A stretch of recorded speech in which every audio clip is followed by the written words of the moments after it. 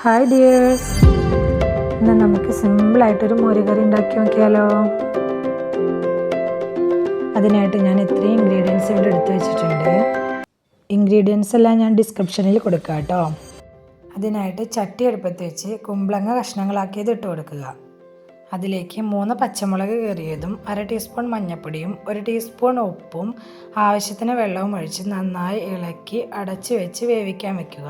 കറിയിലേക്കുള്ള അരപ്പ് തയ്യാറാക്കാനായി ഒരു ചെറിയ തേങ്ങയുടെ അരമുറി തേങ്ങയും 1/2 ടീസ്പൂൺ കുരുമുളകും 1/2 ടീസ്പൂൺ ജീരകവും 3-4 അല്ലി ചെറിയ ഉള്ളിയും അതിലേക്ക് ആവശ്യത്തിന് പുളിയുള്ള തൈരും ചേർത്ത് നന്നായി അരച്ചെടുക്കുക.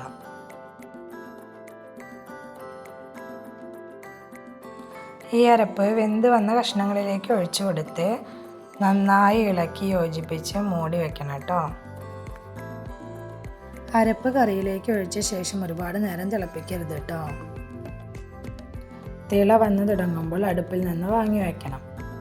മറ്റൊരു പാൻ അടുപ്പത്ത് വെച്ച് അതിലേക്ക് 2 ടീസ്പൂൺ വെളിച്ചെണ്ണ ഒഴിച്ചു കൊടുക്കുക.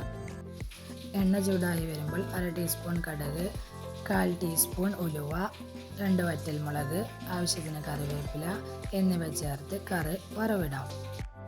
സിമ്പിൾ ആൻഡ് ടേസ്റ്റി ആയിട്ടുള്ള മോരുകറി റെഡി.